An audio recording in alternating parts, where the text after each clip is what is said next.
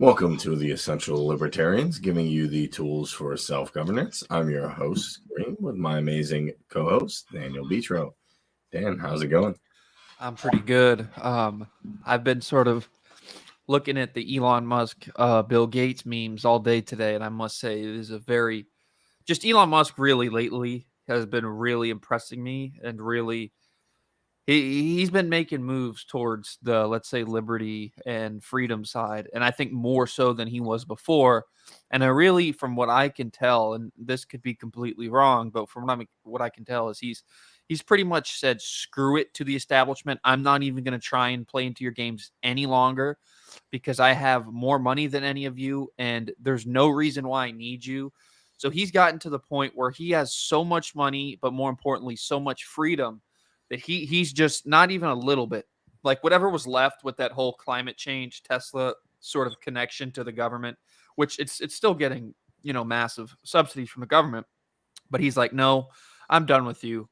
I believe in my car companies. I believe in all my space companies, the boring companies. But this sort of anti-free speech, this sort of totalitarian pendulum swinging that we were just talking about earlier, he's really spoken up against this. But more importantly than speaking up against it is he's actively using his wealth and his power to change it by trying to buy Twitter. And I think Elon, if there's one thing we know about him, as crazy and as eccentric as he is, when he wants to do something, no matter how many people say he can't do it, he will find a way to do it. And I do think he'll get a hold of Twitter one way or another.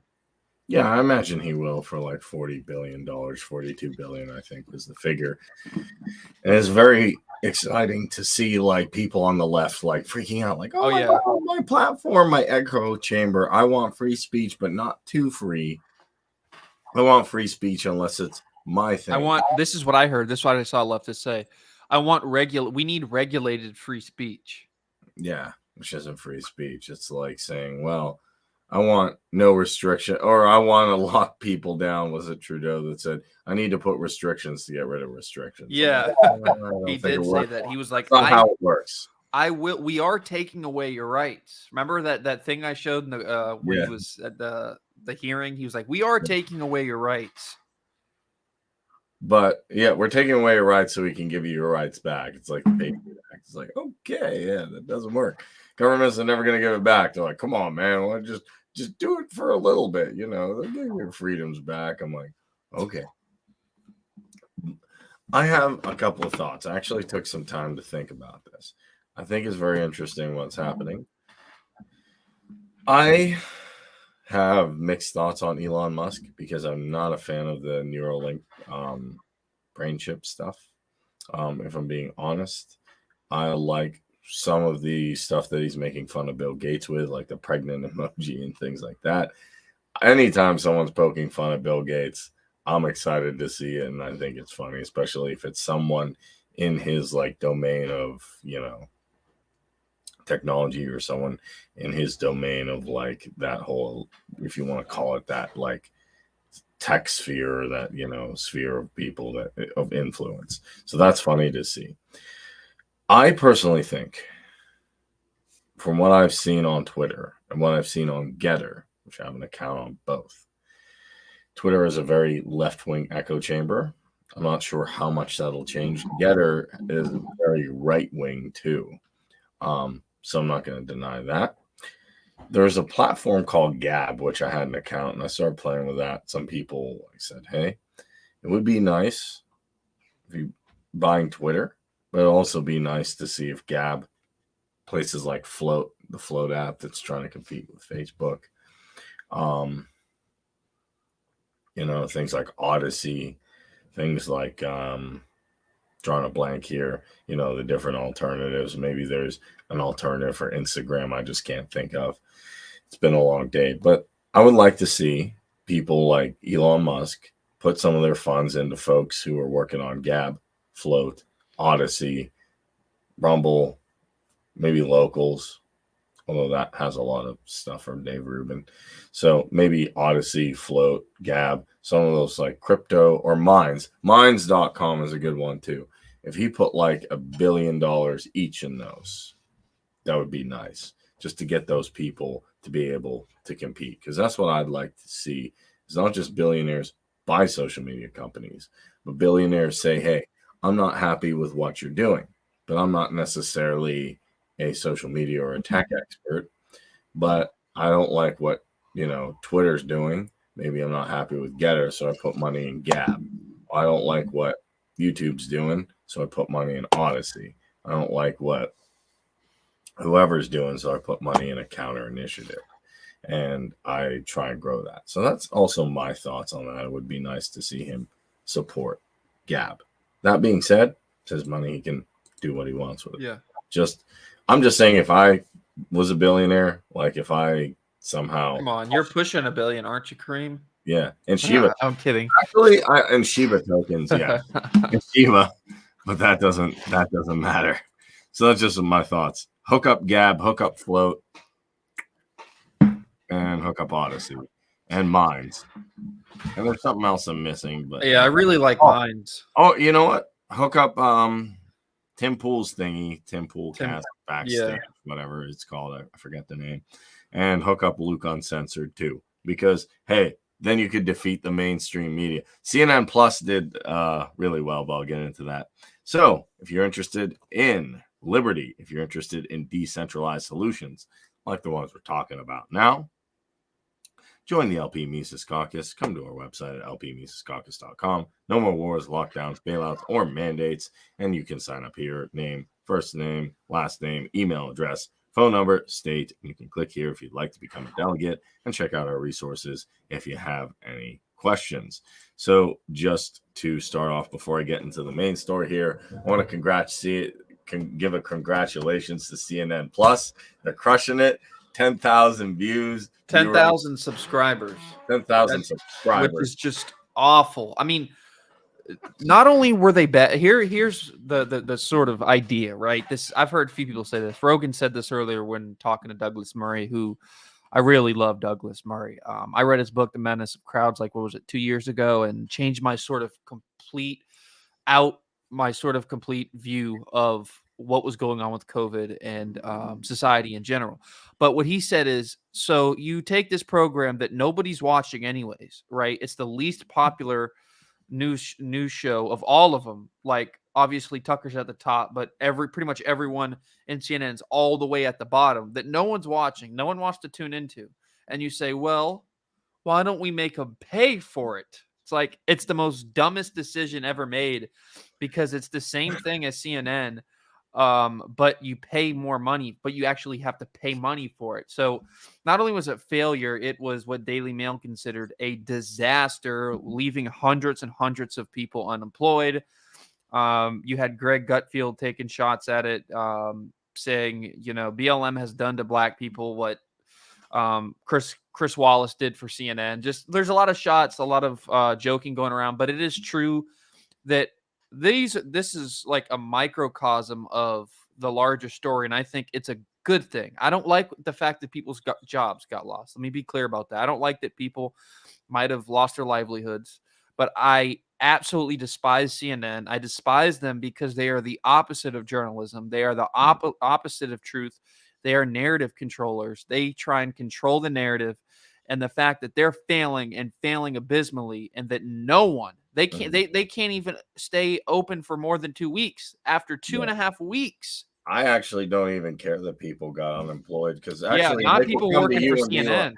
Not people working for CNN. That's what I say. It's like, if you want to work for that organization, if you want to work for that enterprise that's lies, that manipulates truth, that seeks to sow the seed of division through political lying, I'm sorry, I have no sympathy for you, because you chose that organization. What I was going to say is this. One, they weren't really providing like a good service to me. The market proves that, regardless or not. Two, now they can finally like come to, heck, I don't know, maybe one of them picks up your trading course and is like, okay, I can make money on Binance, and that's a more effective way to actually interact with the market. And for me, it doesn't make any sense what they did, but more so, I think it's if you try and push your ideology, a woke ideology, because it's not just CNN Plus, it's Spotify, it's Netflix, it's Disney. Stop like you guys are there for entertainment. Entertain and leave it at that. And don't put an ideology, and then that'll save your company. But if you keep trying to inject ideology into everything, like to be honest, when I listen to Spotify, sometimes I listen to politics, but most of the time I listen to Joe Rogan. It's not like a political thing. Like, I watched the Malone one. Okay, whatever. But generally, I'm listening to like this podcast or that podcast. For me, my problem is, and I wouldn't like it if the right was doing it either. Like, oh, okay, well, you're watching this thing, you have to be like super, super right wing and support this and that and support. Yeah.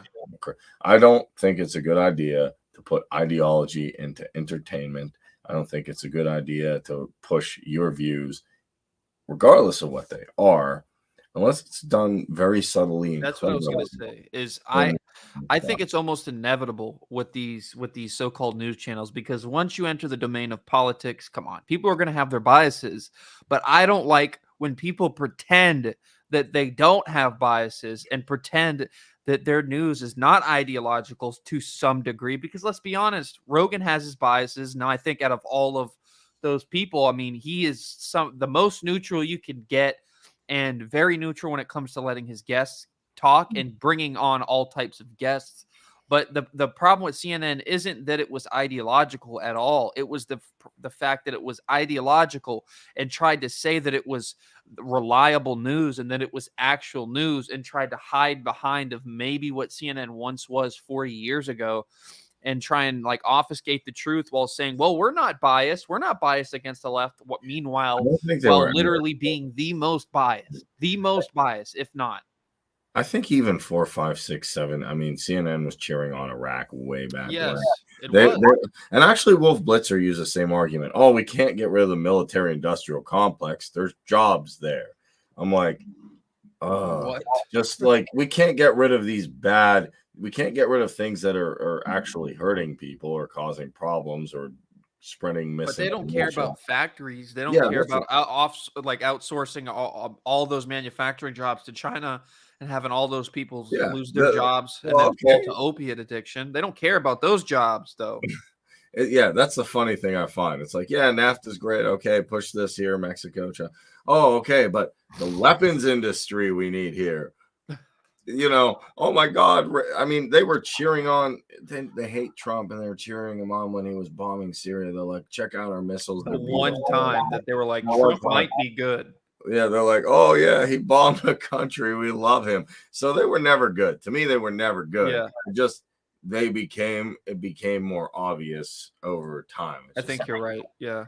I mean, and I don't like, and here's the thing, people are like, oh, you don't like CNN. I don't like Fox. I don't like MSNBC, ASNBC, whatever the rest of they are, CBS. I don't watch them. I watch Luke. I watch a little bit of Tim Pool, depending on the guest, depending on if I know the guest, and I think it'd be interesting because it's really long. And I watch Jordan Peterson, and I watch Joe Rogan, and that's about it. And Ben Swan a little bit. Not too much. And I just want to say, woo, if you want to fly, you don't have to wear any BS. You don't have to no more mask mandates. So that is awesome. I find it funny they say it's a CDC decision, or it should be a CDC decision, not a court decision. To me, it's a federal mandate. So yes. Yeah. Like the CDC should make policy and legislation. It's like, no. Just 5 years ago, that would be absolutely absurd. But now under COVID, we have gotten used to the CDC and Fauci as dictator of the NIAID and NIH, basically making public policy and making legislation. I mean, when you look at what Biden did with the what was that thing he did? He kept extending the eviction moratorium, right? And he just kept extending it with absolutely no legislative justification. He just decided, hey, I'm just going to keep extending it. And it almost passed, but it didn't. The whole OSHA thing, OSHA just makes policy now. And then, of course, that actually got struck down. But one thing that we've seen in these cases that the courts might be late. Let's not give them too much credit. They should have done this a while ago, but they seem to always in the end be like, get it right, and I know it's late, and I know but think about the OSHA thing, right? That could have been incredibly bad. And let's be honest, Biden wanted it. All of the establishment elites wanted it, and the courts refused. And now we can have our disagreements about the centralized sort of aspect about the Supreme Court and other things of that nature, but they seem to be some sort of last measure to work against government tyranny to a certain degree, when applicable. And they seem to be something safeguarding at least the complete totalitarian control of the United States. Mm-hmm. Well, the interesting thing is that there's a tug of war between them, like the establishment people, and people who still want to uphold some parts of the Constitution, even though I'm not a constitutionalist. And it's interesting to see the back and forth. My problem, though, is this. If you have bureaucrats in power, they're always going to try and circumvent the rules. They're always going to, oh, okay, fine, we got shut down here. I'm going to do something else. Or I'm going to, they always have a card up their sleeve. It's never like when you're playing poker with them, you're like, hi, I got you. And then you sit back and you're like, hey, ha, ha, ha. You're like, they're not that smart. And then boom, find that they are. So I was looking at the World Health Organization. And a lot of people are distracted with this and that in the news, or like the Johnny Depp thing or the Will Smith thing. And I'm like, oh my God, guys, stop paying attention to Hollywood. There's nothing there. There's nothing there. There's nothing of substance. It's just a distraction. So I started looking into what this treaty was because people were telling me about it. And they're like, it's extremely totalitarian. And I'm like, well, what is it? So I actually got this from Vigilant Fox. Credit to him. What basically does it mean? Well, I have a little video on it. I'll play it real quick.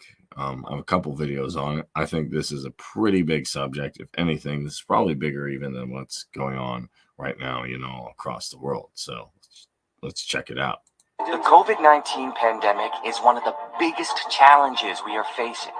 It's been a stark and painful reminder that nobody is safe until everyone is safe. There will be other pandemics and other major health emergencies. No single government or multilateral agency can address this threat alone. Together, we must be better prepared to predict, prevent, detect, assess, and effectively respond to pandemics in a highly coordinated fashion. The 194 member states of the World Health Organization resolved to work together towards a new international instrument for pandemic preparedness and response. This renewed collective commitment is a milestone in stepping up pandemic preparedness at the highest political level. Such an agreement, rooted in the World Health Organization Constitution, could strengthen existing international health instruments, especially the international health regulations, and provide a firm and tested foundation on which we can build and improve. The agreement also has the potential to foster an all-of-government and all-of-society approach, strengthening national, regional, and global capacities and resilience to future pandemics. This could include greatly enhancing international cooperation to improve alert systems, data sharing, research, and local, regional, and global production and distribution of medical public health countermeasures such as vaccines, diagnostics, and personal protective equipment. The agreement could also recognize the One Health approach that connects the health of humans, animals, and our planet. To achieve this, WHO will support its member states in their work and facilitate the involvement of relevant stakeholders, including from civil society and the private sector. Pandemic preparedness needs global leadership for a global health system fit for this millennium. To make this commitment a reality, we must be guided by solidarity, fairness, transparency, inclusiveness, and equity. Okay. So all the interesting. What's the name of that agreement exactly? It is the One World Government WHO Pandemic Treaty. It's the WHO Pandemic Treaty, basically. You can find this just to prove that, like, okay, Kareem, you're just saying this. The World Health Assembly agrees to launch. This is on December of 2021. Develop historical accord on pandemic preparedness and response. And you can just honestly just Google it, WHO Pandemic Treaty 2022, an international treaty on pandemic prevention. You know, it's here. Why is this? You know, so to anyone who's saying, "Oh, is this real?" It's definitely, I believe it definitely is real.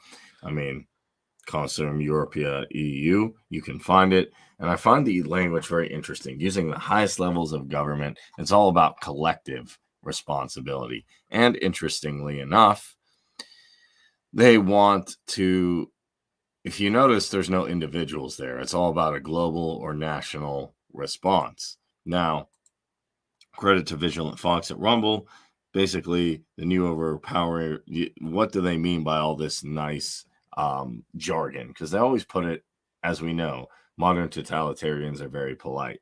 They like to put it in nice jargon. Well, like sort of the argument is like, so what's wrong with having a global alliance to prevent the next pandemic? What's wrong with strengthening, governmental power? Like, what's the problem with that? Because it sounds to me that as that they're just trying to prevent maybe something catastrophic from happening, and they're trying to work with governments together, And that's what they would, here's, in my opinion, that's what they would put on the outside. It's always sounding good, like the Patriot Act. Oh, we just want a surveillance because there's bad people out there. Oh, we just want to, lock down because we just care about it's all about helping you, you see. But you don't get it's a collective decision. That's the interesting thing about totalitarianism. It's always to help you, but it's never about you. It's always about the collective. So here's how it works. And yes, I got this out of a Telegram group, but I've taken a look. I found this to be correct. One world government whose pandemic treaty spells the end for democracy. Only 2/3 of nations need to agree to ram this treaty through while placing sanctions on dissenting countries. Which to me, sanctions, as a libertarian, people can disagree. To me, that's an act of war. The WHO Constitution would also supersede national constitutions. So I think that's a problem because the overreaching powers would include the WHO would reserve the right to decide what constitutes a pandemic, and I've already changed the definition of the term. It could be the flu. Treaty gives the WHO power to name new disease, decide what quarantine measures are needed on a global scale. The WHO would control over who gets to develop the new treatments and decide whether they are safe.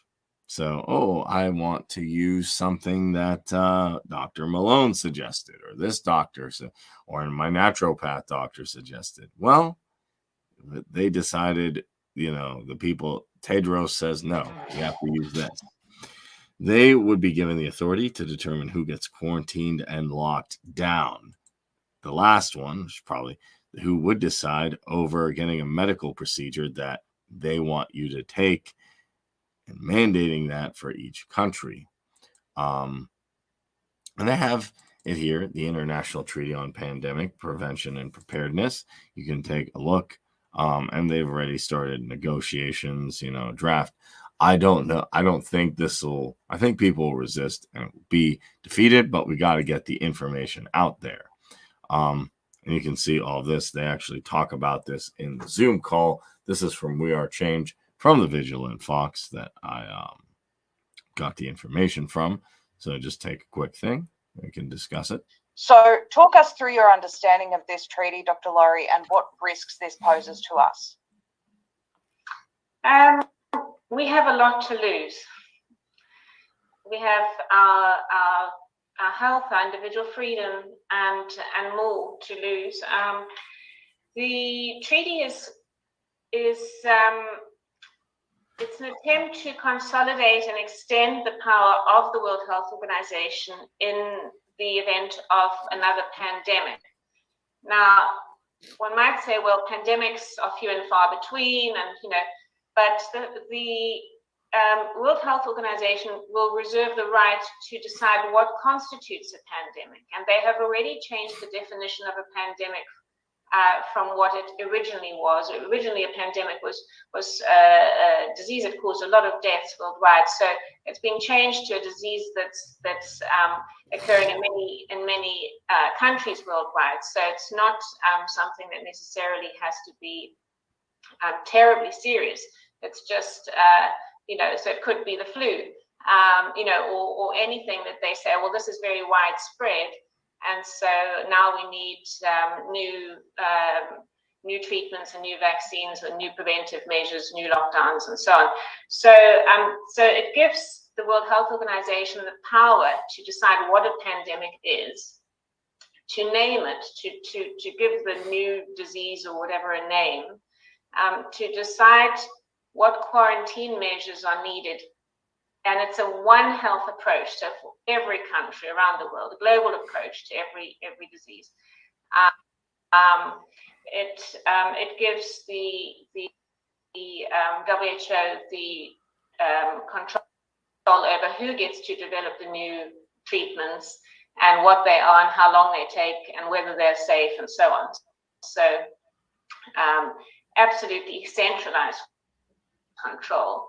And it gives them the power to determine who gets quarantined, locked down, and also how these things are promoted. So, whatever incentives or coercion or whatever to get people to, and also mandates. So it would give them the power to determine whether or not in your country, in your village or whatever, vaccines get mandated. Of course, the focus is on vaccines.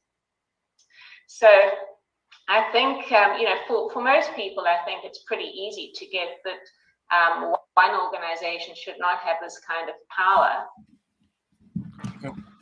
So that's my perspective. Obviously, people do your research, go look it up, Google it, see what you think. But when I said to people, they're like, when the mandates are ending, and I didn't want to cover it for Fluoride. Okay, they're ending now, but like I said, okay, they push it out of Fauci's hands. And then maybe the next Republican president's like, I'm not working with the WHO. Then the next Democrat or whoever comes, I'm working with the WHO again. So to me, it become a tug of war game. And this doesn't just affect the United States. This is, like I said, they're trying to do this globally. These guys always want to do, they're never satisfied with control over one.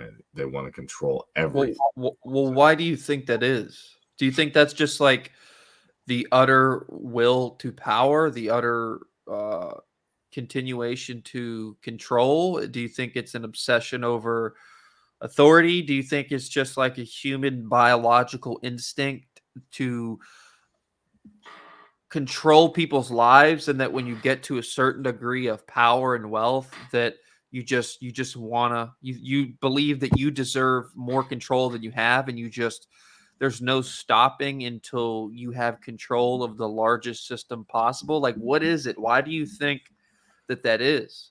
Well, okay, I can guess, because like I don't know how these people think, but I would say this. I would say that it's probably a combination of some people who have made it to the upper echelons of society and just say, hey, because I'm here, you haven't made it where I've made it, and you don't seem to be getting there. Well, I just make better decisions, so I should run society. I should decide. It's interesting to see that they criticize Joe Rogan for giving any advice, but the minute Bill Gates says something, it's because he's paying them, and obviously, you go where the money flows. But he knows more about medicine. Yes, clearly. I'm being sarcastic, because Joe Rogan and Bill Gates neither one of them has more or less medical training than No. one. In fact, you could even say Joe Rogan has more, because he's EMT certified. I know that was the case. He's worked as a lifeguard when he was younger, and he has been dealing with injuries and fighting for almost 2-3 decades now. And he has legitimate doctors on his show, like legitimate, and not just 1, 2. We're talking about 40, 50 doctors he's probably had on there, if not more, in so many different domains. You could even argue and make the case that Joe Rogan has more experience with doctors and medicine than Bill Gates does, and has talked to more experts in more domains than Gates. But why is it that Gates can sort of go on a limb and pretend as though he is the knower of all when it comes to vaccines, and push vaccines, and actively engage in emails with Dr. Fauci, who is the head of the NIH, and help him coordinate vaccine distribution in foreign countries. Why is this sort of private citizen, to a certain degree, who no longer is even who running Microsoft, is coordinating vaccine distribution with the head of the NIH? Why is it that Bill Gates is this guy? Like, who put him here? Why is he on this pedestal, I guess? I think he uses power and influence to get there. And I think that's the way these people think is, hey, I'm in this position, you're not. And even Psaki said, they asked like, oh, okay, well, the court rucked it down. Why do you think? Oh, because the experts said. The experts say this, because I need to go with what the experts say. I think there's a lot of people. I think it's two things. People who want power get to these positions, but there's a lot of people who want to abdicate personal responsibility to the experts. And I'll qualify that by saying that doesn't mean there are times I don't ask someone who has expertise in something, but that does mean I'll question what they say if I'm like, that sounds off. If a physicist tells you electrons don't exist, I don't know. I would be like, dude, what are you talking about? That doesn't make sense, even if they're a so-called expert. And the problem is, I think some people want to defer to experts. I was asking a pharmacy student one day, I was like, okay, well, what do you think these treatment protocols? And I said, what about just being healthy and stuff? And I like to Google, I like to find like, is this a good, multivitamin, or is this like, a good source of this or that, or what do you think of magnesium or selenium, or how much is too much? And I said, well, what if people just found this on their own? We got rid of the FDA and CDC's like, well, you just couldn't do that. I'm like, why not? Like, they don't really seem to produce really good results on anything. It's like, well, Kareem, there are just some people who go off what these people say. The NIH, the FDA, and the CDC. They put it out there. These are the experts. We do it. And to them, it's probably kind of comforting, because they're like, an expert told me to do this. And if I just say, well, if an expert tells me to do X, even if it's something ridiculous, I'm going to do it, because then I don't have to really think for myself. I don't have to question things for myself. I don't have to look up anything. There's already experts here, and I just go with the experts. So if the WHO says, well, this is the new thing under our treaty, and we're going to implement this solution for it, and we're going to do it this way, and, we're going to do it across the globe, and anyone who doesn't do it puts sanctions, there are probably people thinking, well, thank God they have our best interests at heart, and they're the experts. Tedros is the expert, right? And he's just trying to look out for us, and whatever. I don't have to do any research. I just go with what they say, because it's easy. That's easy, right? I just tell you what to think. I just tell you what to do, and you go from there. I want to make a good point here. I just sent you something, Kareem. I could be wrong, but that's mine. I want you to show this, because this I wanted to talk about this. Research. No, look at this. I'm serious. Pull this up, put it on the stream, because we're going to get in. This is something that we can sort of segue into, which is the states move towards totalitarianism, and in totalitarian societies, they want to disbar any ability to think for yourself. So there's always been experts, let's say, or arbiters of truth in almost every totalitarian society ever. And when you look at Germany, more specifically Nazi Germany, you see that like there was always a centralized figure of every sort of domain. You had Goebbels when it came to propaganda, you had Himmler when it came to the military, and that you had these people at the top of these structures, and they were really corrupt, let's be clear, but at the top there was always, as the Nazi Germany would say, the Hollywood studios would say about Nazi Germany and Goebbels and their propaganda was, we're working in close what was the word that they used all the time? Proximity? I don't know. Not proximity. It was a word. Consensus. Yes, basically consensus. That wasn't the word, but yes, consensus, meaning that they all shared the same collaboration. That was a term that Hollywood studios, from Universal to a bunch of other big ones, used when speaking about their engagement with Nazi Germany, saying they worked in close collaboration to make sure the movies and videos were appropriate for their viewers.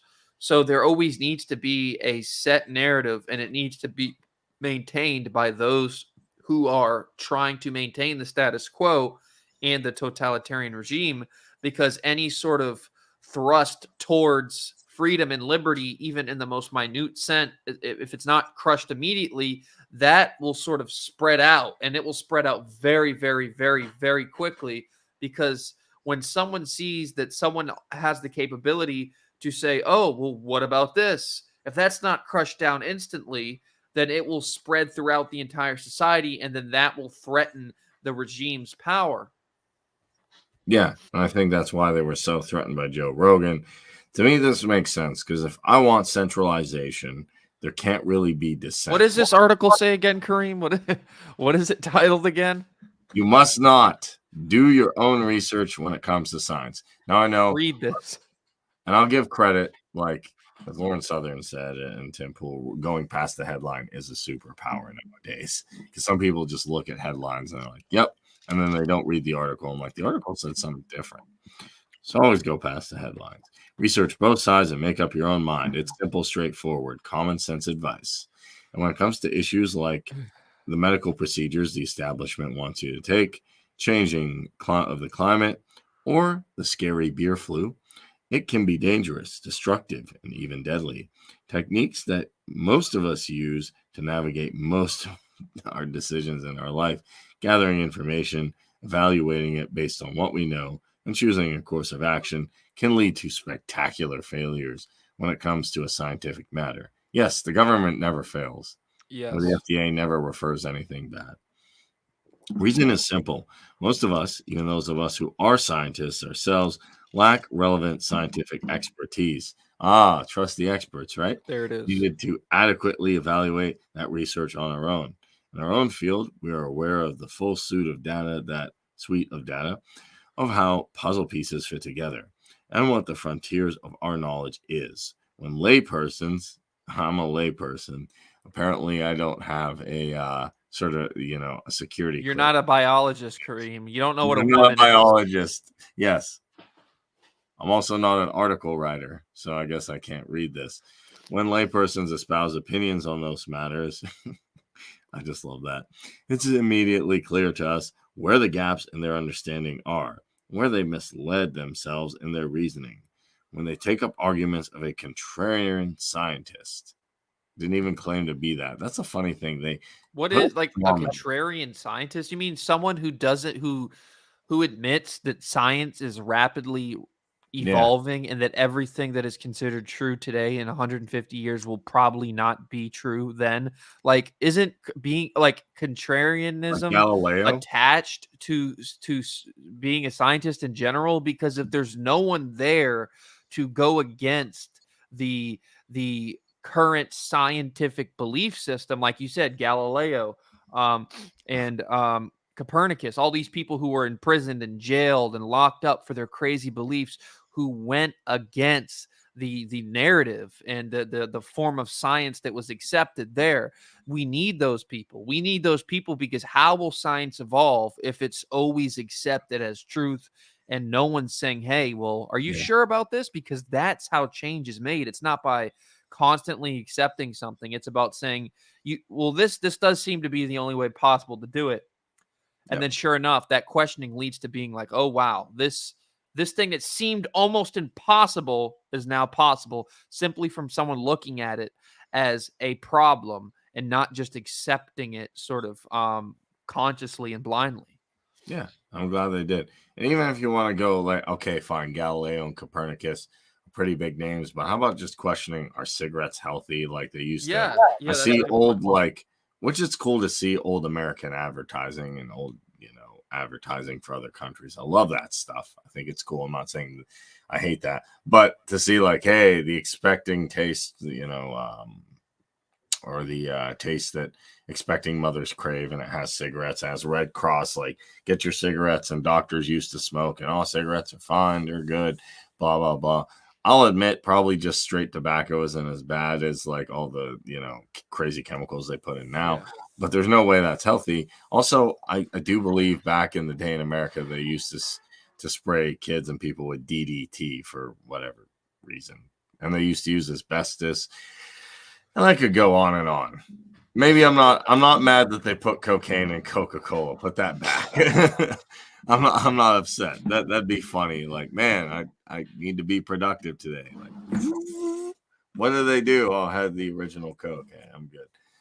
But I'm glad people are questioning things. Otherwise, well, there would still be some really bad medical practices going down. I don't see any. I mean, maybe they still use leeches for something, but I don't think I'd be very enthused with that. Anyway, we recognize what they're overlooking, misinterpreting, or omitting.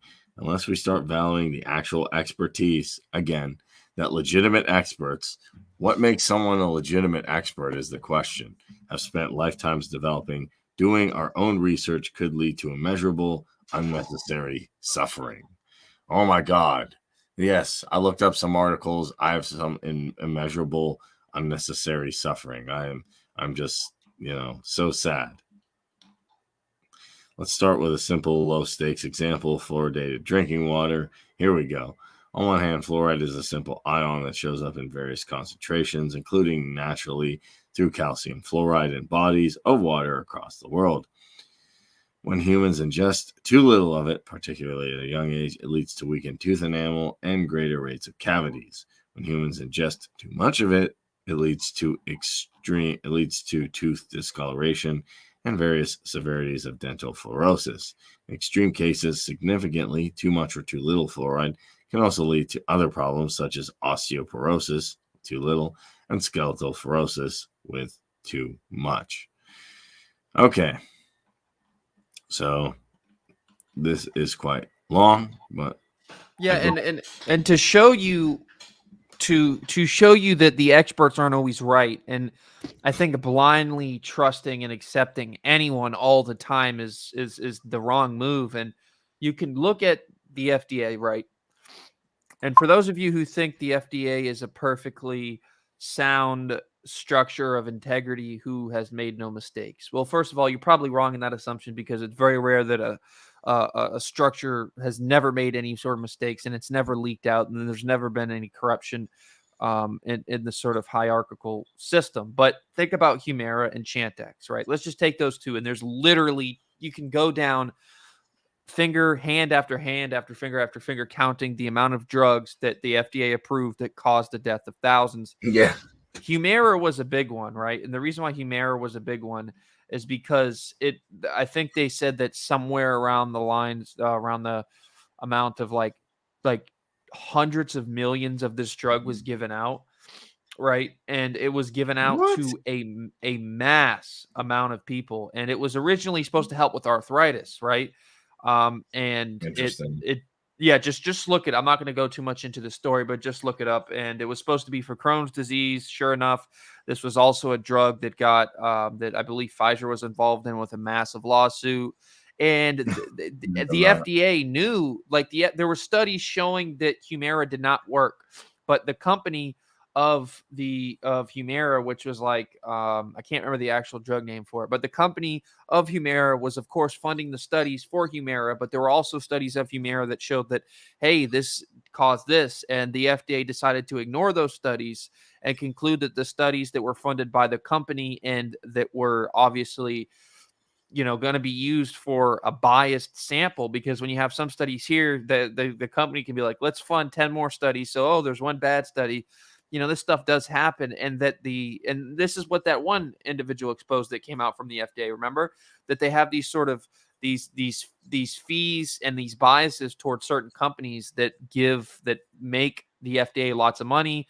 And they have their connections with certain companies and certain businessmen, and they have biases. And basically, the studies are funded by the companies, and if the company is a massive company that's in line with the FDA is going to be more likely to approve it, regardless of the actual sort of integrity of the medication. Yeah, because you pay them off, Yeah, correct? You just and give them. Chantix, $900 million in sales, which I think was responsible for like thousands upon thousands of injuries that weren't listed on there. And like Chantix, right? It's like a smoking drug. I'm sure everyone's seen the commercial for them, Yeah. but the amount of side effects on that thing that you wouldn't even believe. Like, I'm going to read through some of them right now: nausea, sleep disturbance, constipation, flatulence, vomiting, summary of manufacturer listed side effects: mental health problems, aggression, hostility, agitation, depressed mood, suicidal thoughts or actions, seizures, sleepwalking, rash, swelling, redness, and peeling of the skin, nausea,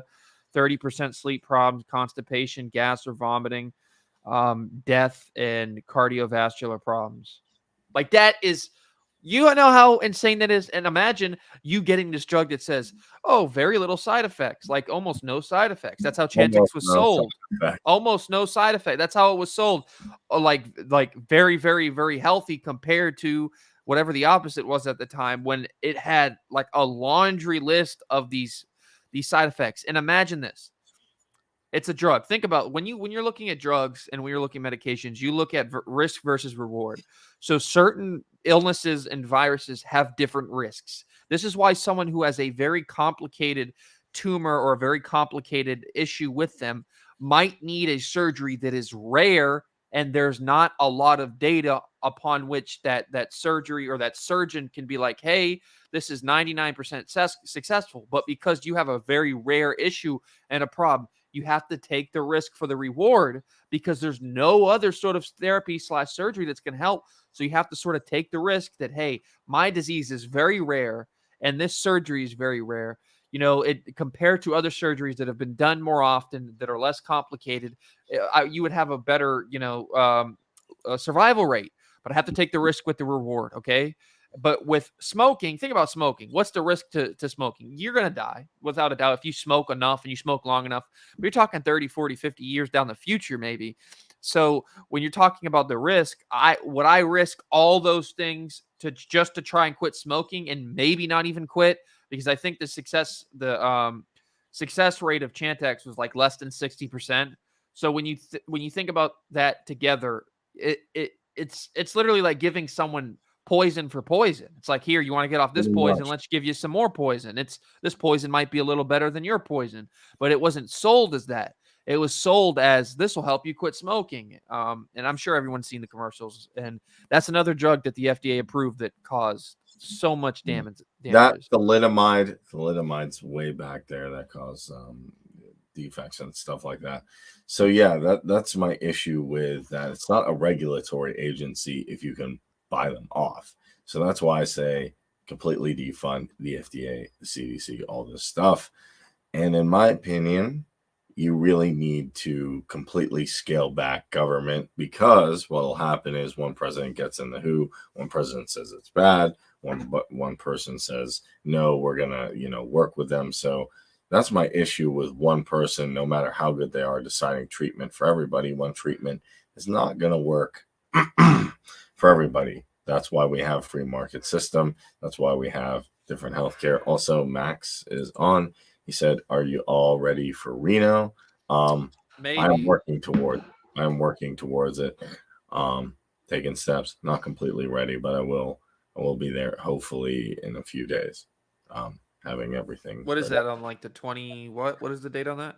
That is the 26th. 26. The 28th of May. I don't know. God, I want to go so bad, but yeah, it's a tough thing, man. I wish it was a little closer to home, Yeah, no, I understand. Hey, I love it if it was it's 26 to 29. Sorry. Yeah, heck, I'd love it, but hey, sometimes you gotta go on an adventure to fight for liberty. Fighting for liberty. So that being said, wait, is Woods gonna be there, you think? Oh, definitely. Really? Yeah, so you can ask him that question. I'm not going to get necessarily into it here because I actually Yeah. did a podcast. Well, what I will say is, yeah, I do believe he'll be there. And I do believe that people are going to ask him questions about that. So, with that being said, I'm getting back to this WHO thing and why I think it's a big issue is that, yes, it predicates the concept that only experts can decide. And it's not even experts, because you can define someone as an expert and then I can say, okay, well, I don't think this person is giving good advice even. Like Fauci's an expert, but I don't think a lot of people would go to him for, advice because he's an administrative doctor. He doesn't actually even see people. So not only will they define who the experts are, but they'll say those experts have total global control over what protocols we have to use. And that's why I think this is scary, because 2/3 of countries can sign on and then sanction the other ones that don't. So that causes a huge problem, in my opinion, because that kind of puts a constraint on other countries if they're playing in this global system.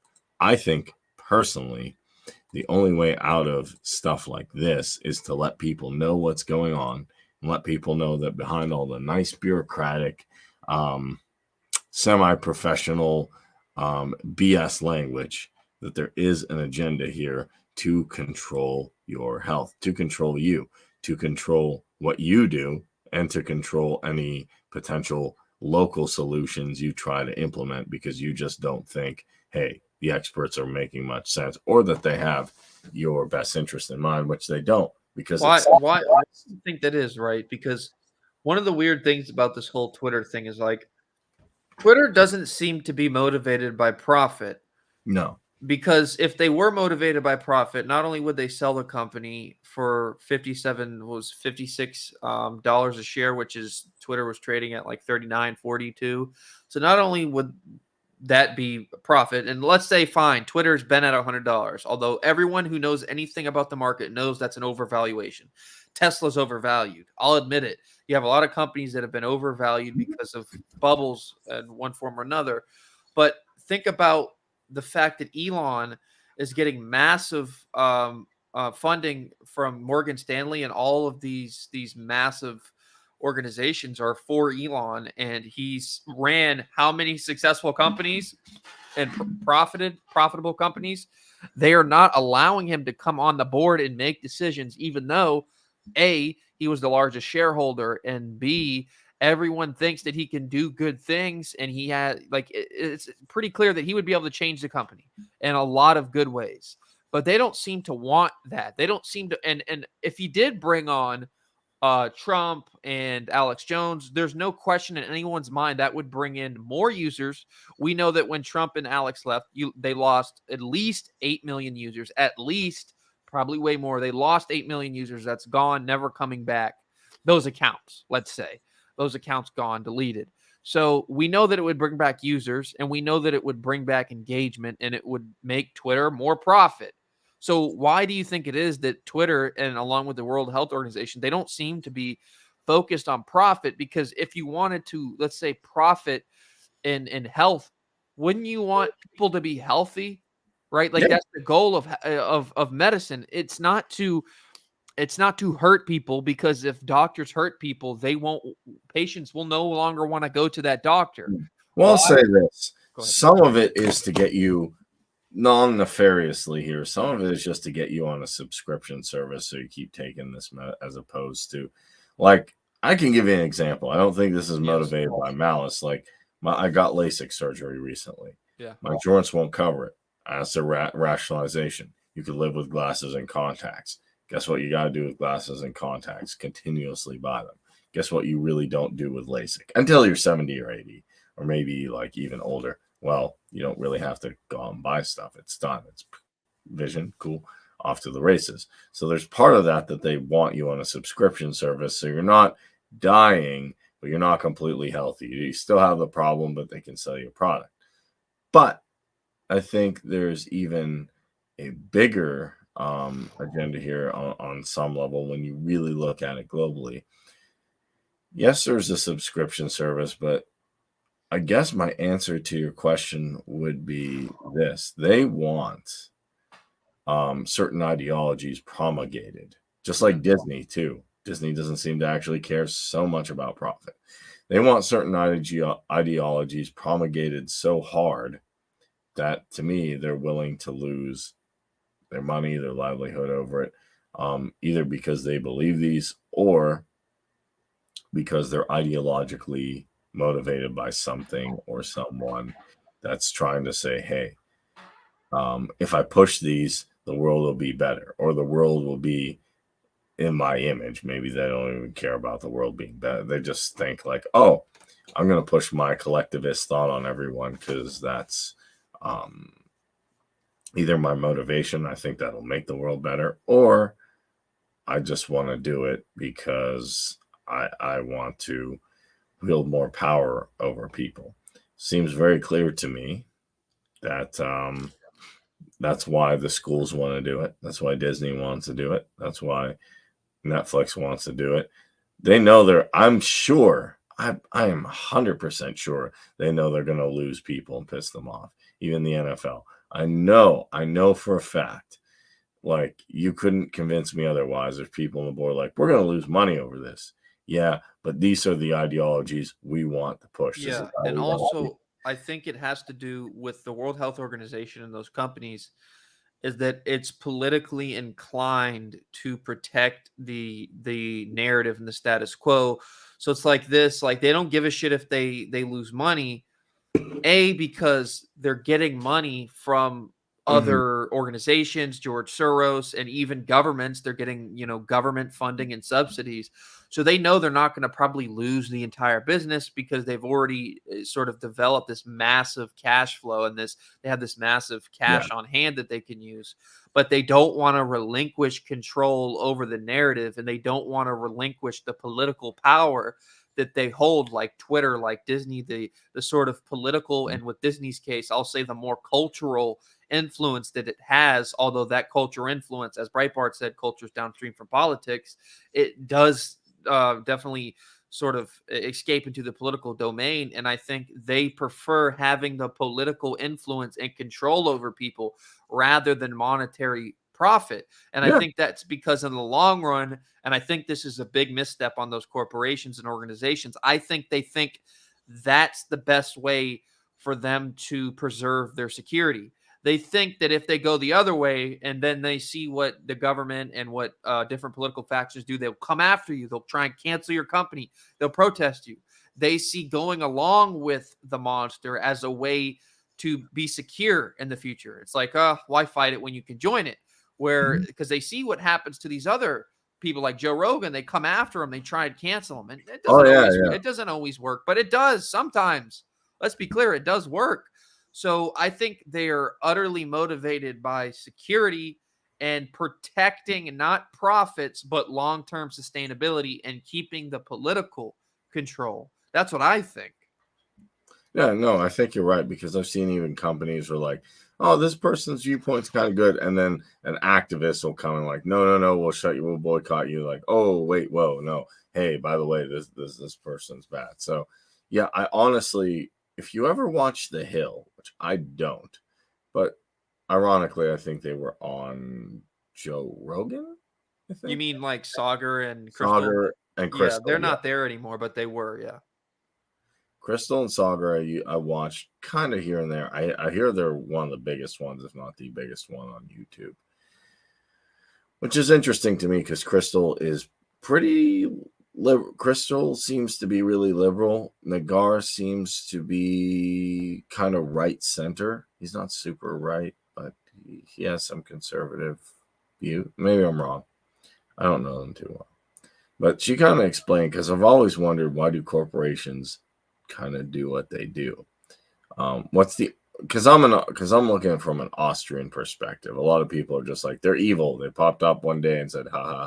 And I'm like, no, that doesn't make any, like, stop reading comic books and watching movies and look at life as people doing things based on incentives. And then it make much more sense. At least to me. That's how I look at life now. Not just you bad, he good. And there are those people out there that just want to create chaos. There and are turmoil. okay. There are people like the Joker, and, Yeah. there are some evil people just like, you know, they go out and they're just like, I want to hurt someone or hurt animals or something. There are, but it's few and far between. Like, especially if it's an entity like a country or an organization, they're not just popping up.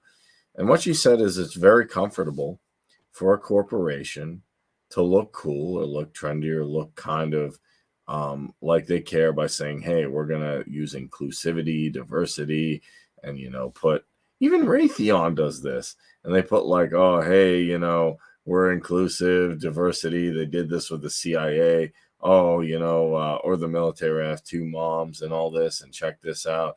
We believe in equality and all this stuff. And then put somebody of a certain ethnic persuasion on their website and say, look, we're cool, we're hip, we're all about this, or now we're all with this movement or that. Meanwhile, they're still bombing some of the poorest countries in the world. Yeah, but they're wearing they're flying the LGBT flag, so the bombs are inclusive this time. They're going to kill all people. Yeah. Someone made a joke about Lloyd Austin. It's like, hey, Biden hired, you know, the Lloyd Austin, you know, from Raytheon. Isn't that great? And it's just the Simpsons quote. He's like, so what did he say? I don't know. Something about woke imperialism. So, hey, it's not imperialism now. It's friendly. Is that show still on? The Simpsons is still running? I don't know if it is, but the memes are still going. Which okay. Maybe it is, though. I haven't. That would be crazy. That thing's been on what for like since the 80s, the late 80s or something? Early 90s. That's crazy. But yeah, that's to me why corporations are doing what they're doing. They all do it. And to me, it's because it's very comfortable for a corporation to say, hey, we're all about, you know, BLM or this or that, and then put some money. But you know what's not so comfortable? I don't see them doing activism beyond that.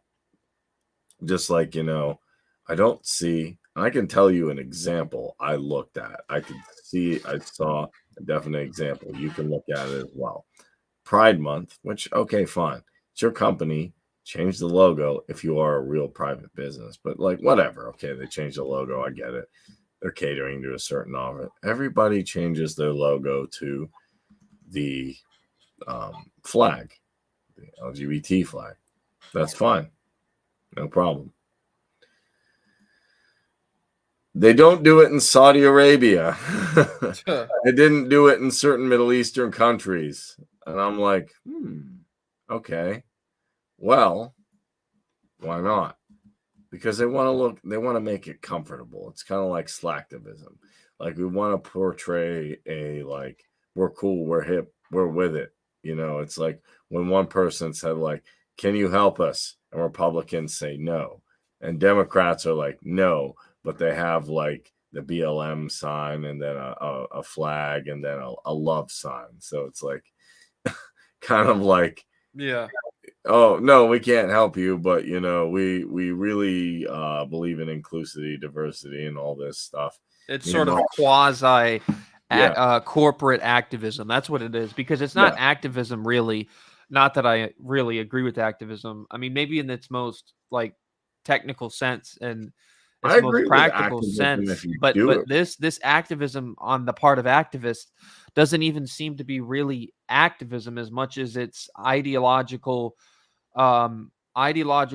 pushing of political narratives and of political beliefs, and it's activism in the sense that they're actively trying to authoritate over all other views. And we've seen this, remember, in the streets with the George Floyd riots and just all of those riots where there was just activists, supposed activists, who were just up, say the names, just bullying people into saying what they want them to say. And I think a lot of it is motivated from the biological instinct to, once given authority, to maintain that authority and control. And one thing that the COVID pandemic showed us is how many people want to tell you, many people want to tell you that you need to wear a mask, how many people want to virtue signal, how many people want to use the fact that they get to tell you something now, and that if you're not doing it, they're going to make a note of it, and they're going to tell you, you're not wearing a mask. You should be wearing a mask. And I'm very, very, very certain that the that states across the world, nation states, knew that this was the case and knew that they could use their ideologues as pawns to like basically be little miniature continuation, little miniature, let's say, ideologues enforcing their policy and their totalitarianism.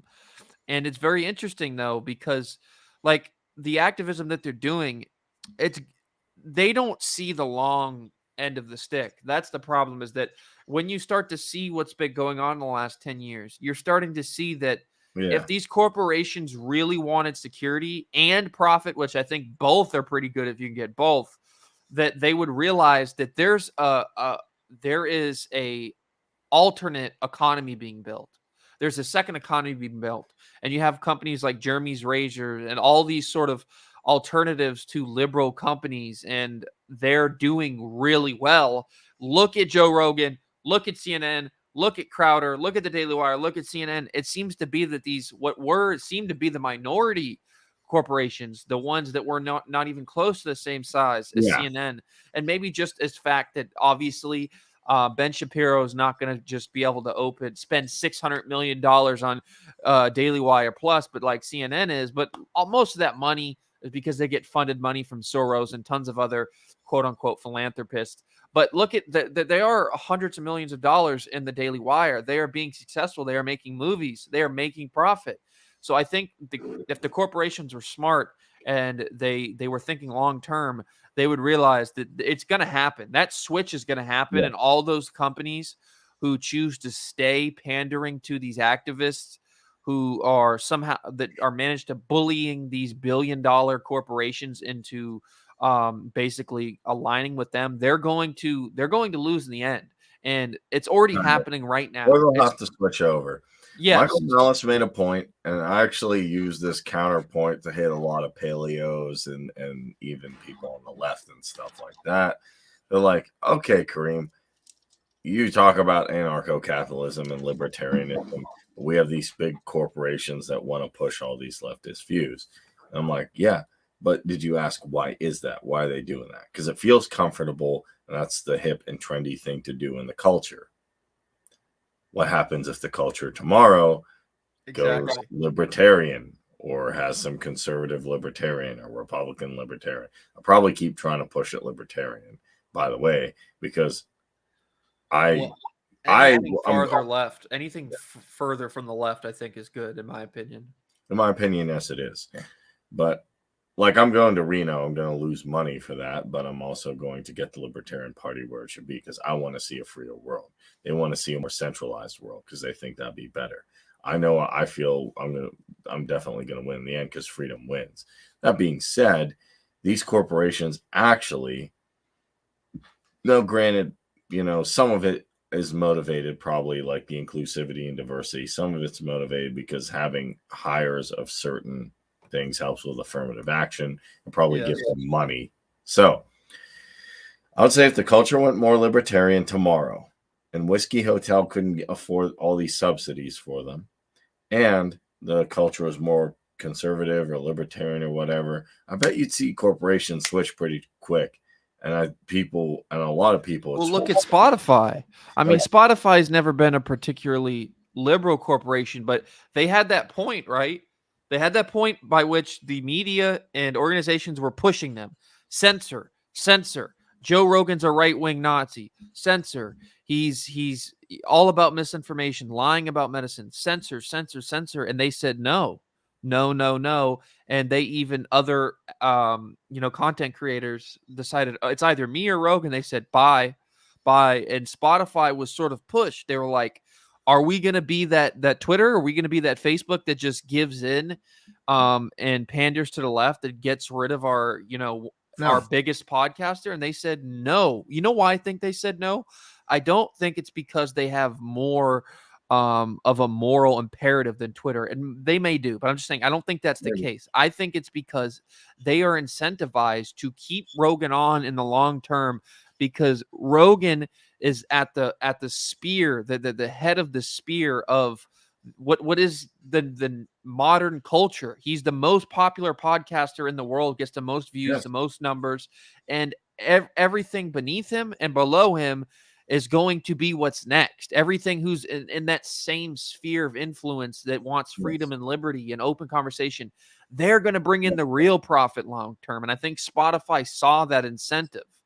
Yeah, but dear God, if that's the truth, please give Lex Friedman an energy drink. I like him. He's always so tired. He's like, yes. I'm like, he has a million dudes, and here's the problem. I like his guest. I like him as a person. He's a good martial artist. I wish he would have asked Borla some hardcore questions, like, what do you mean you're just, or I wish he would have asked Kuckerberg some really hard questions. I mean, I'm in Facebook jail now, so yeah. You are really? Yeah, I got there. I don't care. But anyway,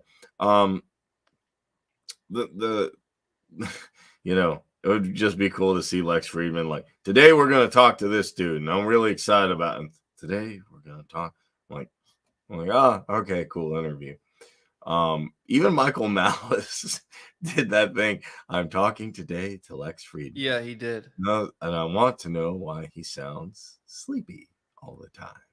But I guarantee you, all these corporations are doing all this left stuff. Why they do it? Why they do the flag and this, and even some put the Ukrainian flag now. Why they do it? Is it because they studied European history and the collapse of the USSR? They know who Yushchenko is, and they know all this, and then they took all that information and decided to support one side. That isn't why. It's because it's a popular thing to do based on culture. So my argument is this. If you fundamentally change in the culture what it means to be significant, what it means to be kind of hip, cool, what it means to kind of be safe, and that actually is libertarian or conservative, they would just whoop, and then they would use the old line that probably people did at the end of the Weimar Republic. I was always on your side. I was always against this guy. I would have done something. You hear that all the time, funny enough. I would have been against these rulers. I would have been against this regime. I would have been against Mao. I would have been against Stalin. I would have stood up against. Well, would you really? And then actually, this 2020 and 2021 actually showed a lot of people. Now you know. Would you be speaking out against it, or would you be for it? Now you know. You actually know now. And I can tell a lot of people would actually not be on the side they're thinking. But why are they saying they'd be on that side? Because it's popular to be against that. If it wasn't popular to be against that, they'd say, oh, I'd be on that side. But that's what you actually do to me. A small group of people want strong centralization, like we talked about with the World Health Organization and other things like the World Economic Forum. The young global leaders are probably the young global leaders to perform the Great Reset Initiative. They have penetrated governments all across the globe, such as young global leaders like Justin Trudeau, like all those. He said all those people. Like it's like. That's one of the things that really opened my eyes looking through those young global leaders, because Tulsi Gabbard, or as you like to call her, Gabbard, Tulsi Gabbard, what's her name there? The woman who's the prime minister of New Zealand, I think, or the female prime minister. Yeah. Can't remember her name. Christina Freeland. Yes. Freeland. Canada. She's amazing. She's like, Putin's the worst thing ever. We got to get rid of him and secure freedom. Not a Putin fan, obviously. I'm an ANCAP. I prefer nothing or very, very limited minarchist structures. That being said, she shuts down the truckers' martial law, and she's like, I want to help the people there. We got to get rid of him. He's a totalitarian. I'm like, do you own a mirror? Might be helpful. Yes. But to me, it really comes down to organizations like the Mises Caucus, Young Americans for Liberty, and other freedom-oriented folks that, other organizations, Muslims for Liberty, things like that, have to out-recruit World Economic Forum people. And then once they lose, and once they see that centralization doesn't work, I bet you there'll be a reckoning where corporations and people come out and say, oh, Kareem, Or, hey, Dan, I was always a libertarian. I always supported Mises. No, you didn't. Well, you had communist stuff and the, oh, but yeah, that was wrong. My bad. No, I always supported libertarianism. I always supported decentralization. Woo! I even have some, libertarian. I like Ron Paul. He's is that the guy, Ron Paul, Rand Paul? I like him. One of them. Woo! And I'm like, I know you're lying, but But that's what's gonna happen. here's something I sort of wanted to this theory I have, or this idea I have, and I want your opinion on it. So I love the Mises Caucus a lot, and I have mad respect for Mises types and like individuals in general, and people who are of the sort of Austrian school of thought. Really, a lot of respect, because we share a lot of the same core beliefs and values as far as incentive structures go, and how society operates, and that's from like a psychological point of view, that we share a lot of stuff. And I have a lot of problems with the Republican Party. Let's say I don't really like to consider a lot of the people who most people would consider liberty-oriented Republicans. I don't like to consider them Republicans. I don't even like the word Republican. I don't even like the word liberal anymore because of what that's sort of been tied to. But I don't like the neocons. I don't like Liz Cheney. I don't like Mitt Romney. I don't like pretty much every Republican in office. There's only a minority of people Like Rand Paul and who Tom fall under the conservative spectrum, who are in politics, like Rand Paul, like Massey. I like some of the things that Green has done. Marjorie Taylor Greene was good on Tim Pool. Yeah. Now, there are probably some major disagreements I'd have if Yeah, me too. I agree. But what I'm getting at is that I don't know if sort of decentralized parties, like let's say the right has the Republican Party, and all these little parties are going to help win in the long run for people who are pro-liberty, pro-freedom, because, and this is an argument the left and the right makes in general, is that, oh, you're going to take votes away from this candidate, that candidate. And I always thought that was a bullshit argument. But then I started thinking about it strategically. What's the best way that we get someone in office who is pro-freedom, pro-liberty, without a doubt? What's the best way we can win? Not from a winning standpoint, but from a cultural and liberty standpoint. How do we get our rights back? How do we roll back to state? And how do we continue to maintain a certain degree of liberty? And I started thinking about the Mises Caucus, and it's, of my opinion, they are gaining traction, and they're going to take over the Libertarian Party by 2024. That's my opinion. I might be wrong, but I think they're pretty much going to engulf the entire LP, and there is going to be nothing left other than the Mises Caucus. That is, again, of my opinion. You might disagree with that, but that's what I think.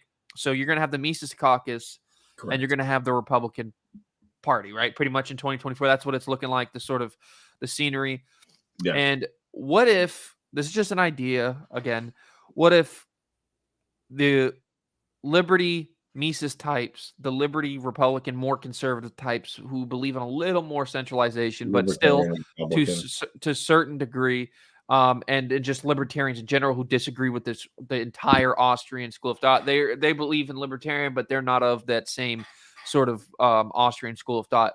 What if they all come up with one party that completely gets rid of the Republican Party? And instead of trying to make little parties to compete against the Republican Party, you just destroy the Republican Party, get rid of it, shatter it, engulf it into flames for all I give a fuck.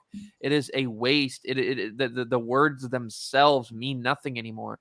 It is, because it is definitely not a party of the Republic, and it has not been for a very, very long time. So completely destroy, obliterate, get rid of, however you want to do it, the Republican Party, and replace it with the Liberty Party, the Freedom Party, that can contain Mises, Austrian types, that can contain conservatives. And there's going to be differing fucking policy views. There's, of course, some Mises people I know disagree with each other, like especially when it comes to unions. There's some disagreements there on the Austrian side, that some people think I'm fine with unions as long as they're not being funded by governmental entities, and I'm fine with private unions. And I'm actually of that. But the point is, there's I've even argued, and Max is on here, and some people don't like it. I'm like, And I'll even, if you know someone of this persuasion, bring them on. I know the joke in Monty Python, who's your king? We have no king. We're an anarcho-syndicalist collective. And I looked at anarcho-syndicalism. I'm not convinced that it's really going to work in a group of anything bigger than like 25 people. But if someone wants to do that and try, like Tim Pool says, you're convinced. You're like, okay, Kareem, I don't want to be a part of this ANCAP society. I'm going to go in the woods, and me and my boys, we got survival skills. Probably want to have legitimate survival and make my comment, and I'm done. Yes. And okay. And I wouldn't be like, no, we got to stop you with guns. Like, because then to me, I'm not anything better than what I fought against. So, in retrospect, yeah, I think there would be disagreements. I'm not against unions myself. Yeah.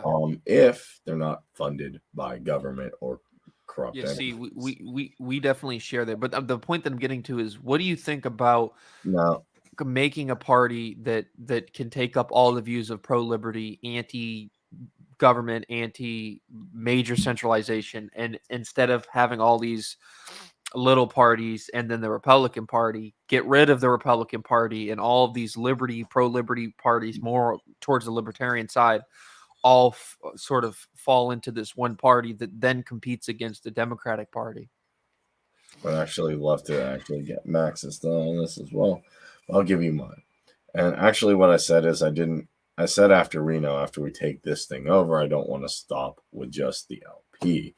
I did want to eventually take over the Republican Party. And yeah, I can run as a Republican. I can take over majority. And how do I do that?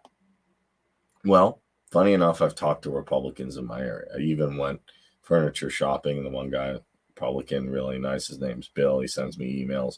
We talk a little bit.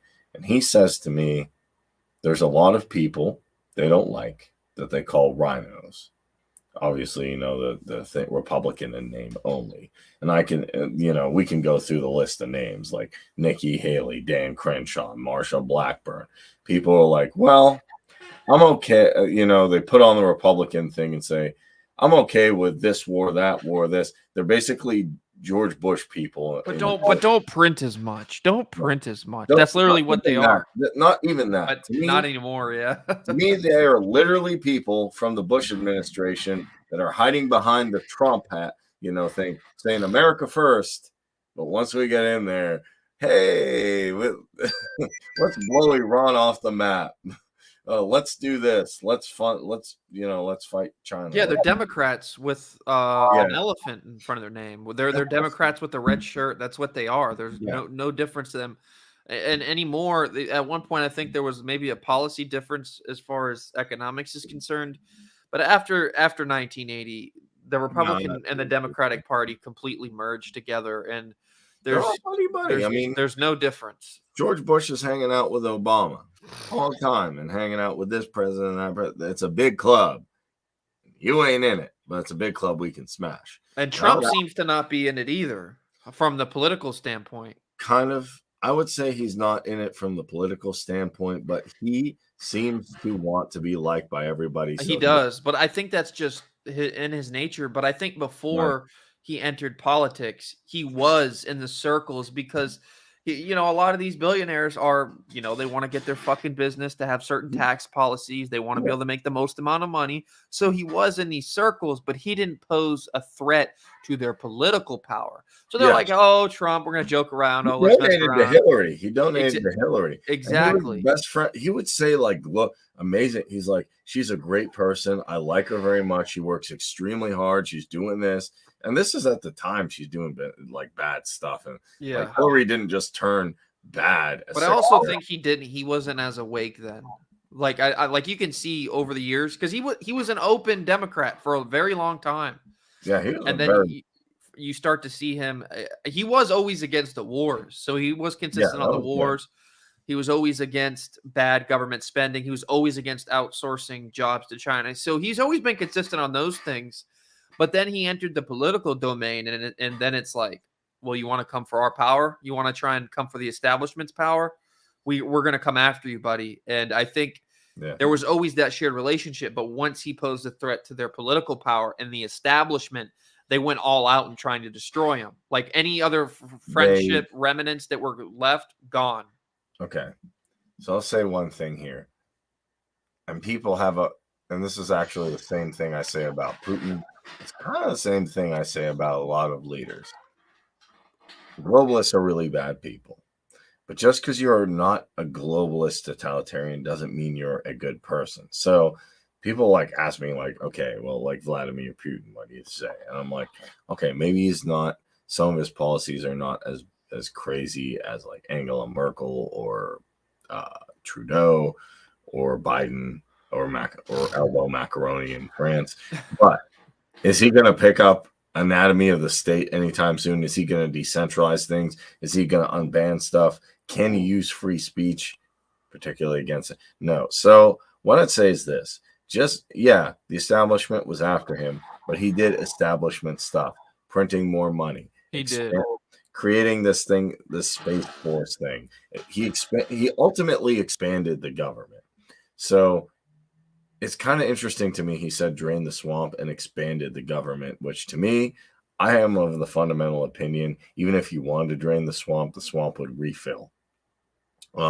So with that being said, yes, they were after him, but no, I don't think he was necessarily a good person. I agree with you.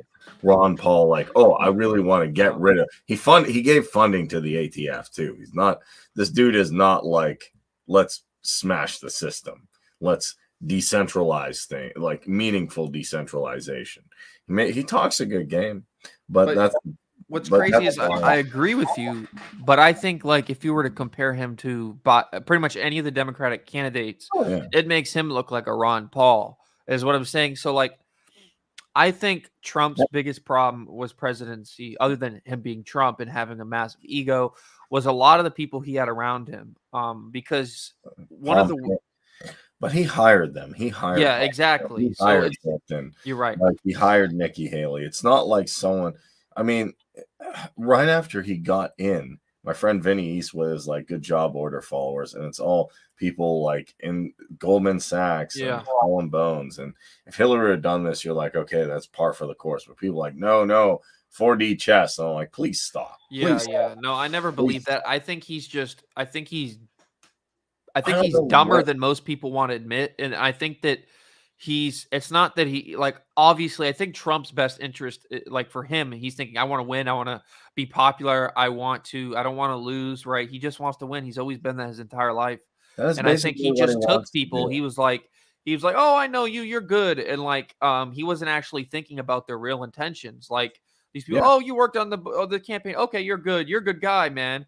You know, that's how he is. And he's not looking at it from like our standpoint. He's looking at it, oh, I know you from business dealings.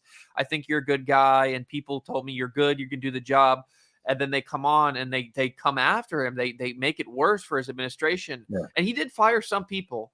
He definitely did fire some people, but he could have got rid of a lot more. He fired Mad Dog Mattis. He fired some generals. But here's the thing.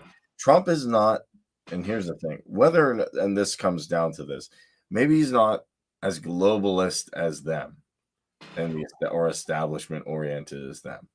But my criticism also the Republicans and him as well, and the neocons want centralization, but the people who don't, they're like, okay, fine. This is like the Trump Steve Bannon types. Okay, these people are bad. What we'll do is we'll get rid of these. We won't get rid of these agencies. We won't get out of NATO, but what I said, rearrange seats on the Titanic. Well, we'll just take all the bad people out and put good people in. We'll put people who patriots, but I'm like, the institutions are already gone. They're bad. Oh no, but we need them. I'm like, no. How about I take over the LP and eventually the GOP and smash it into pieces, because central institutions, regardless of who you put in there, will never have the best interest of people. Even if they did, they couldn't figure out. It's hard enough for me to figure out what's good for me. You know, should I do this? Should I do a Fiverr gig? What should I do? You know, am I eating the right things from day to day. It's hard for me to make the best decisions for myself, let alone one person to make decisions for 330 million people or anyone, even if they are completely altruistic. My argument is that decentralization, while it's not perfect, puts the problem in front of you, so at least you can deal with it better. Doesn't mean the problems go away in local government. You can have a crappy local government, but at least with you. That's what I'm trying to get people to realize. Whiskey Hotel is probably a losing bet. You're never going to fix it. You're going to play ping pong, and you're going to keep. What's Whiskey Hotel? I don't understand what you're saying. The phonetics in military phonetics, it's just white W is whiskey and H is hotel. So it's the White House. I just got from a Call of Duty game. So to me, Washington, D.C. is a losing bet.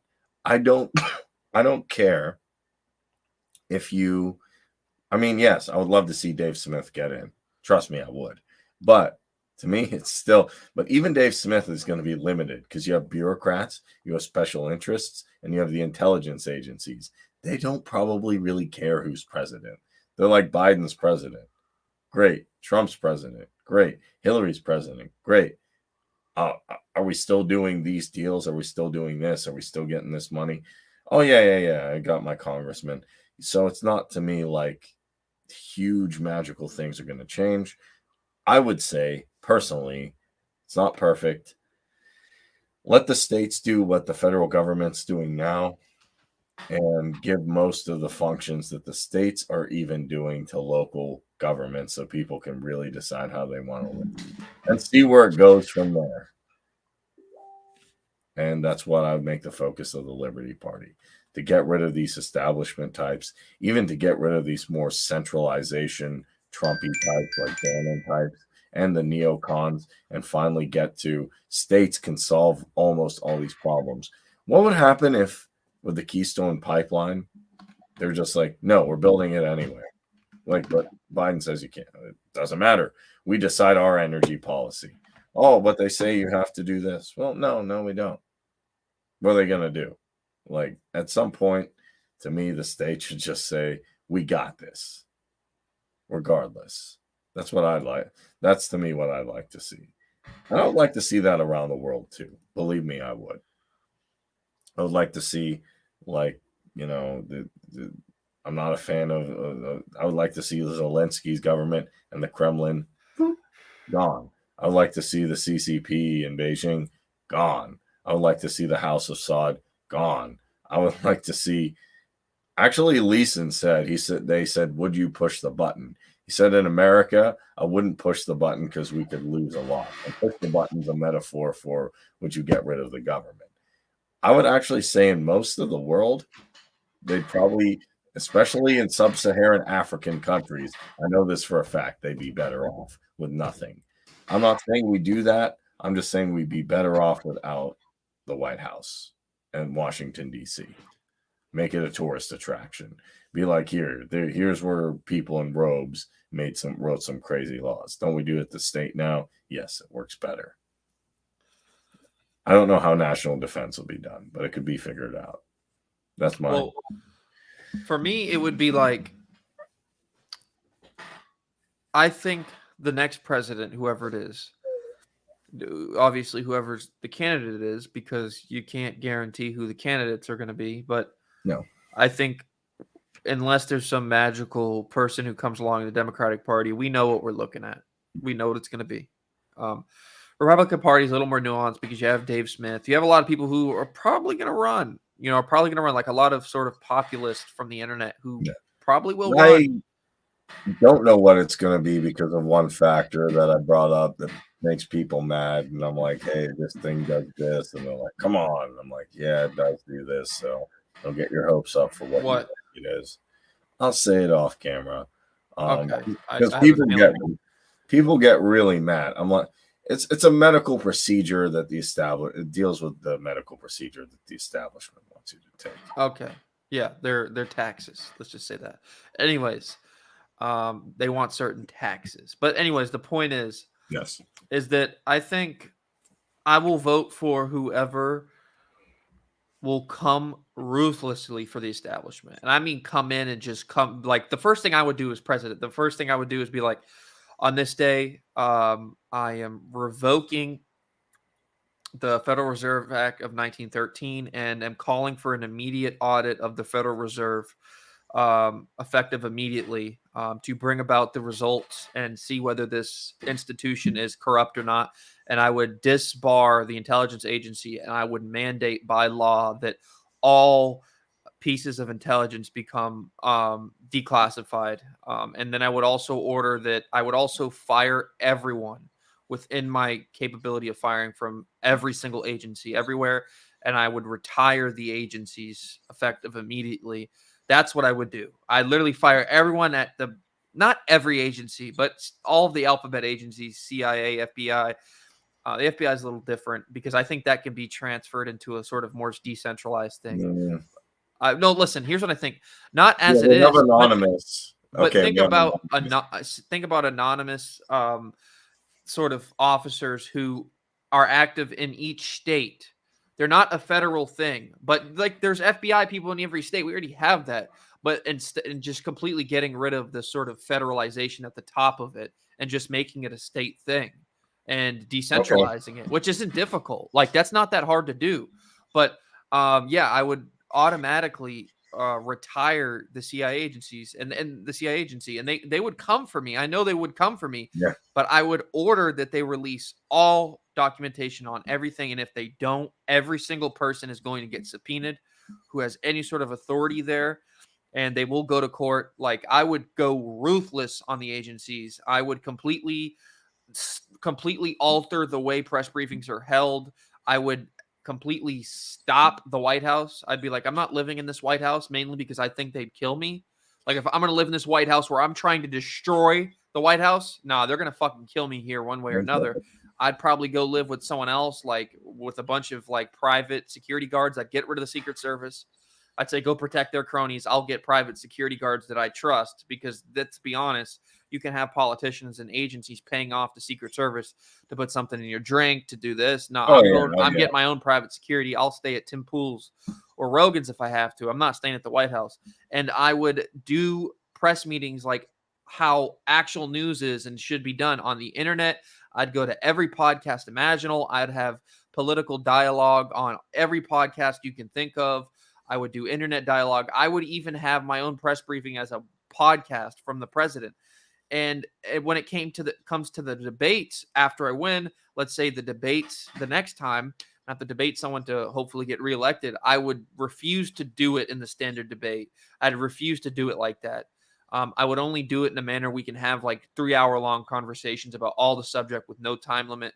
That's what I would do. And if there's any candidate that actually has some of those, like the main thing is the CIA and the Federal Reserve, they are fucking literally extracting the wealth and the value from this country, and they're cancerous to this country, and they have been for a very long time. Other countries as well. Exactly. John Perkins explained to me what the CIA is, and the intelligence agencies is kind of the unofficial muscle of the corporations. Like Corporation X says, we want these resources in, like he said, like Bechtel says, we want this dam in a South American country.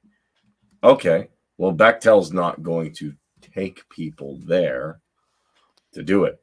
And as John Perkins said, we built an empire, but we did it quietly. Like, oh, okay, X corporation. Like before, it would just be the British takes over, this, and then they say we're going to build this here and this here and this here and this here and colonize it.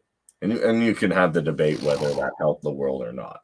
But what John basically says is this: we find a country who has resources we want, or an opposing thing we want, and we say, hey, we'll give you this deal. And then the CIA is doing that because they don't want the corporations or the politicians to get in trouble. So who do you get? A secret intelligence agency that does this, that runs drugs.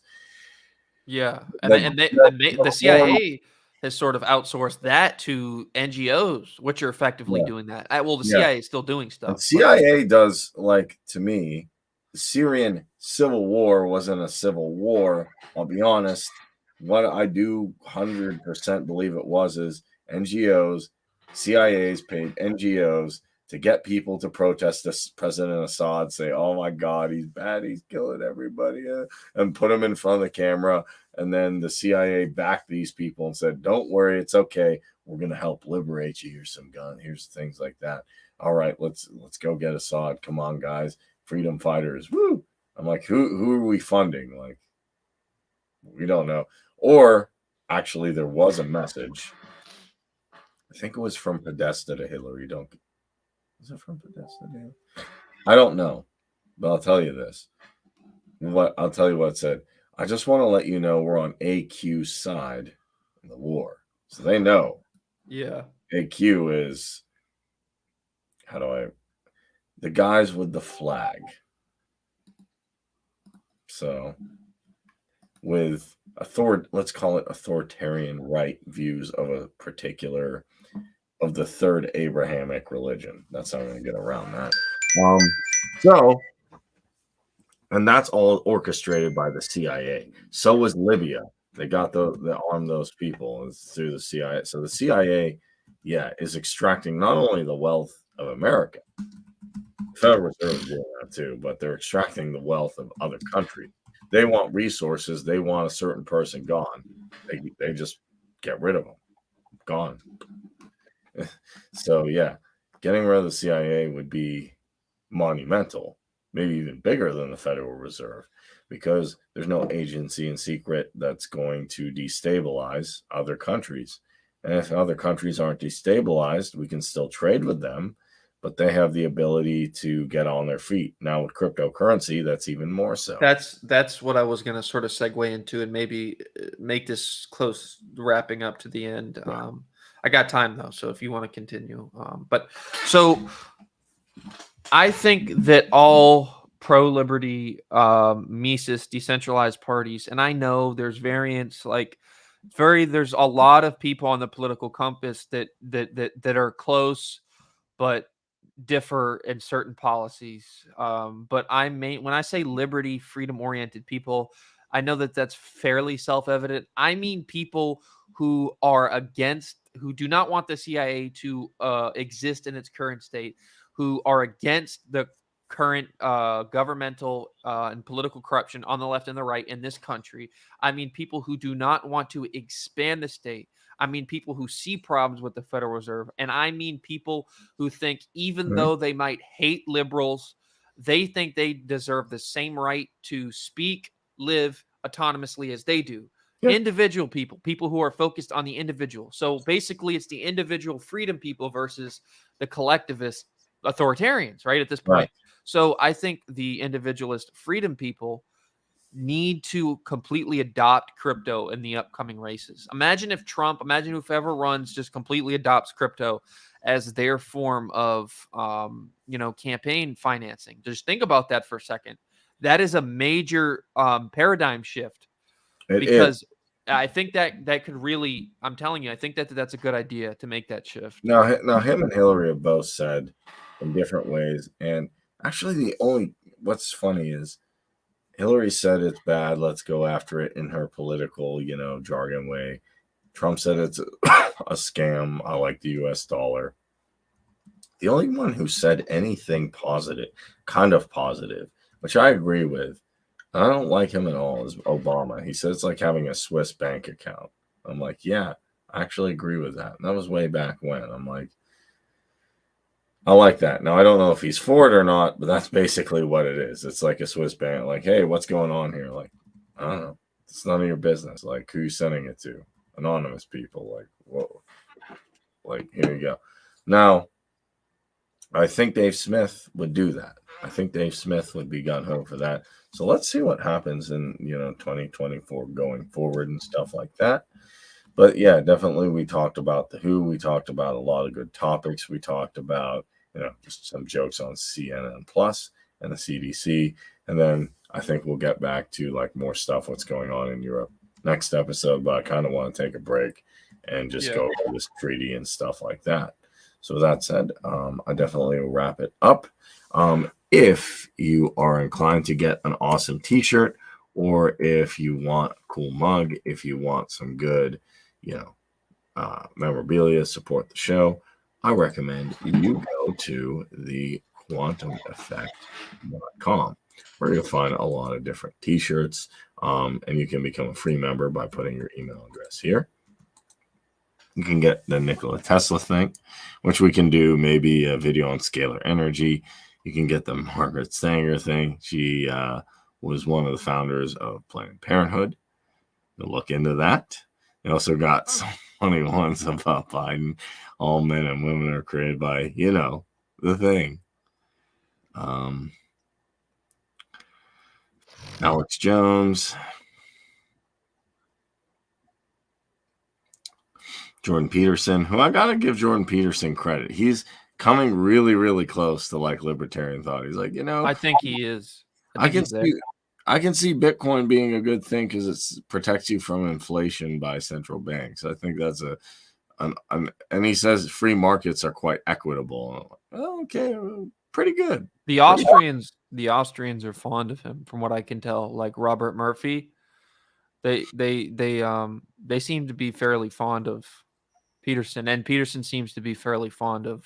Yeah, and it's interesting though, because when you look at the 30s and 60s, Young and Mises himself, liked each other, were fond of each other, and the analytical psychologists in general were they had an admiration for the Mises and a few other economists. So it kind of makes sense in this modern day. Jordan Peterson, not to say he's anywhere near Young, I don't think he would even say that, but in that same domain psychologically, and the sort of modern Mises types people, because they share a lot of the same values, because the value is that the individual comes first, and that as soon as the group or the collective becomes more important than the individual, you then lose all accountability, and society turns astray. So they share that core fundamental belief that the individual matters the most, and that the best way to get totalitarianism is to remove the individual and replace it with the group.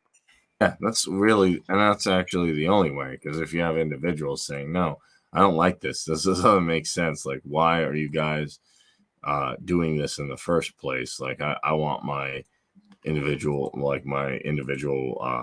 and civil liberties back. It's not going to work in your favor. You can also find me at the Essential Libertarians on their YouTubes.